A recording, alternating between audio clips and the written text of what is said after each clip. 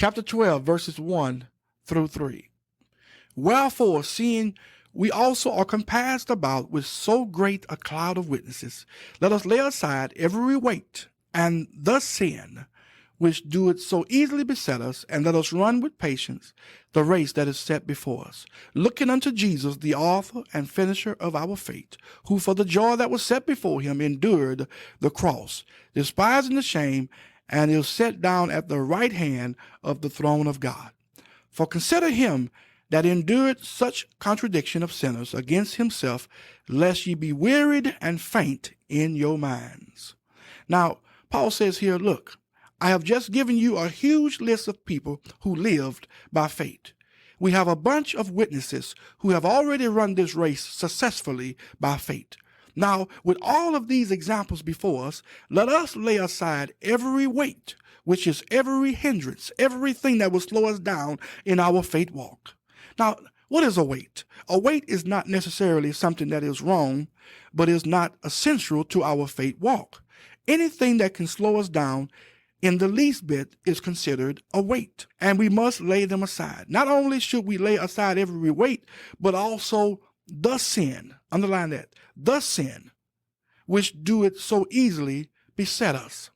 Now, what is the sin Paul is talking about here? The sin here is none other than unbelief. Unbelief is the sin that so easily beset us. Unbelief is the opposite of faith.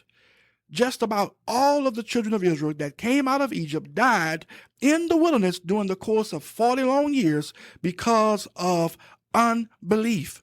Unbelief is a dangerous enemy. It will keep you from advancing in the work of God. It will keep you from enjoying God's best for your life. We must lay unbelief to the side. We have to kick it to the curb. It is a must. We must run with patience the race that is set before us. Now, how do we run this race effectively? We run this race effectively by looking to Jesus, who is the author and finisher of our faith. We have to keep our eyes on our supreme example. Then he says, who for the joy that was set before him endured the cross, despising the shame, and is set down at the right hand of the throne of God. Listen, Jesus didn't allow anything to stop him from completing his redemptive work. He was tempted in all points, yet without sin. He kept his eyes on the goal, and that was the redeeming of mankind, bringing us back in right standing with God. His goal was to produce a bride for himself. He ran his race without any weights and didn't allow the sin, which is unbelief, to operate at all. He is our supreme example. Our eyes are on him.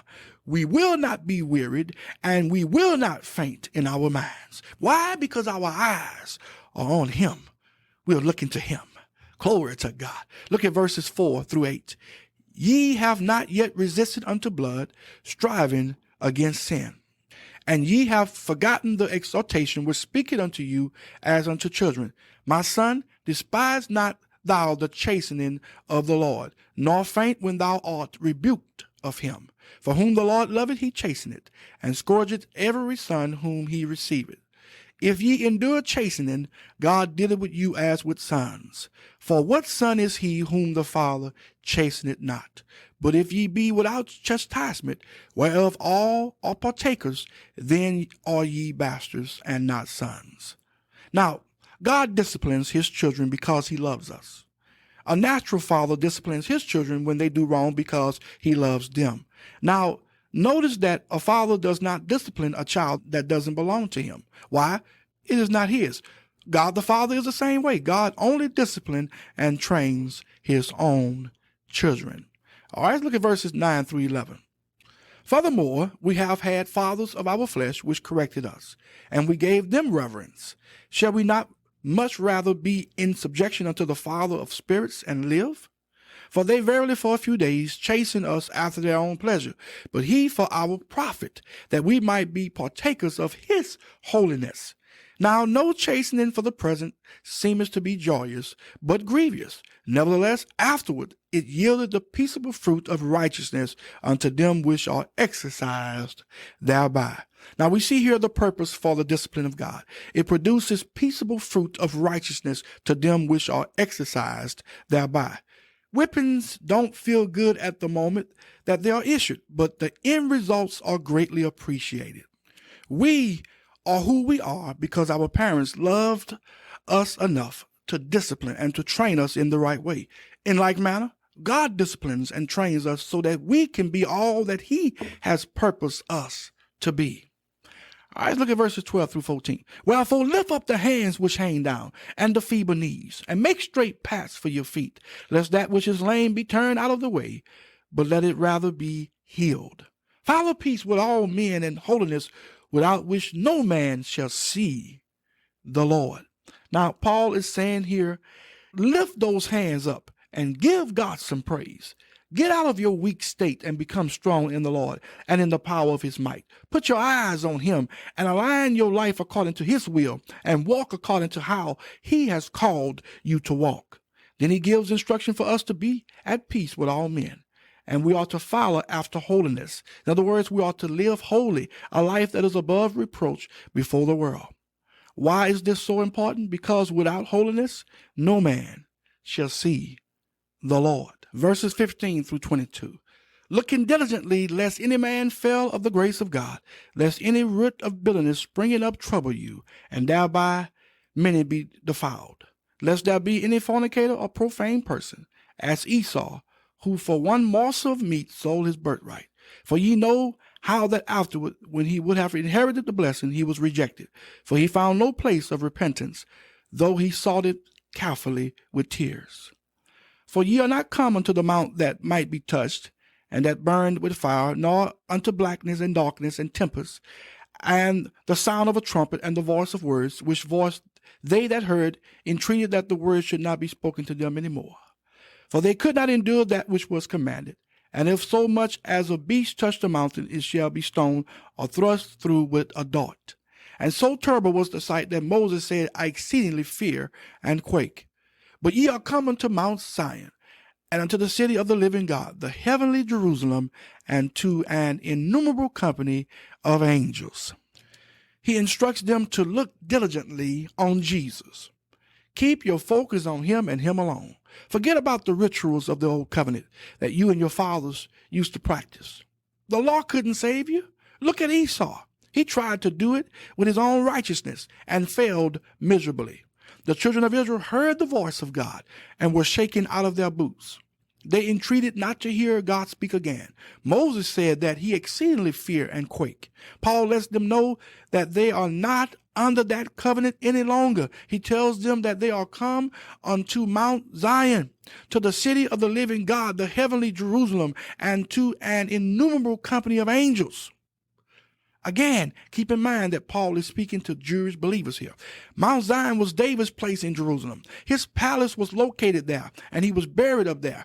Zion was David's favorite spot. Many of the Jewish believers were still going to the feast in Jerusalem, but the persecution had broken out, and Christians had been driven out of Jerusalem. So he assures them they have Jerusalem in heaven. Mount Zion is the heavenly city, the eternal city of the living God. The book of Revelation calls it the New Jerusalem. Paul is simply telling them what they have in Christ is far better than what they ever had under the law. All glory to God. Look at verse 23. To the general assembly and church of the firstborn, which are written in heaven, and to God the judge of all, and to the spirits of just men made perfect. Now, Paul is continuing his point of how much better it is under the new covenant. He says here, we have also come to the church, composed of all who are registered in heaven. He says, to God, who is judge of all, and to the spirits of the redeemed in heaven, already made perfect. All right, verse 24. And to Jesus, the mediator of the new covenant, and to the blood of sprinkling that speaketh better things than that of Abel.